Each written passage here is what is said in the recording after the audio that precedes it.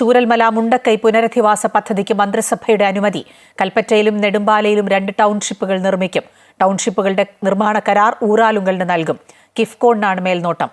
ജനുവരി 25-നകം ഗുണഭോക്താക്കളുടെ പട്ടിക പ്രസിദ്ധീകരിക്കും. പുനരധിവാസം ഒറ്റഘട്ടമായി നടപ്പാക്കുമെന്ന് മുഖ്യമന്ത്രി വ്യക്തമാക്കി.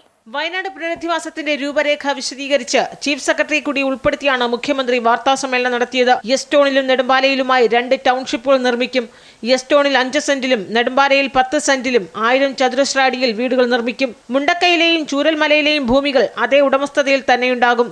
മുഖ്യമന്ത്രിയുടെയും ചീഫ് സെക്രട്ടറിയുടെയും അധ്യക്ഷതയിൽ ത്രിതല സമിതികൾ പുനരധിവാസത്തിന് മേൽനോട്ടം വഹിക്കും. നിർമ്മാണ ചുമതല ഊരാളുങ്കലിനാണ് നൽകുന്നത്. മേൽനോട്ടം വഹിക്കുന്നത് കിഫ്കോൺ ആയിരിക്കും.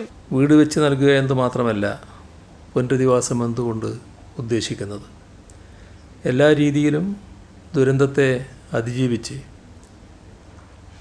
ജീവിതം മുന്നോട്ട് കൊണ്ടുപോകാനുള്ള ഉപജീവന മാർഗങ്ങൾ ഉൾപ്പെടെയുള്ള പുനരധിവാസം യാഥാർത്ഥ്യമാക്കുകയാണ് ഉദ്ദേശം.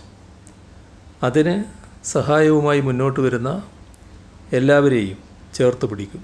ടൗൺഷിപ്പിന് പുറത്ത് താമസിക്കാൻ ആഗ്രഹിക്കുന്ന കുടുംബത്തിന് 15 ലക്ഷം രൂപ നൽകും.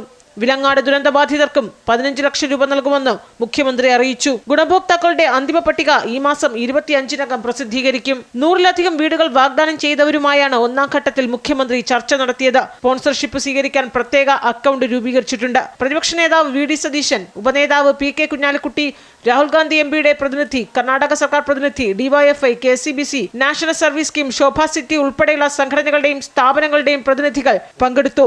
അമൃത ന്യൂസ്, തിരുവനന്തപുരം.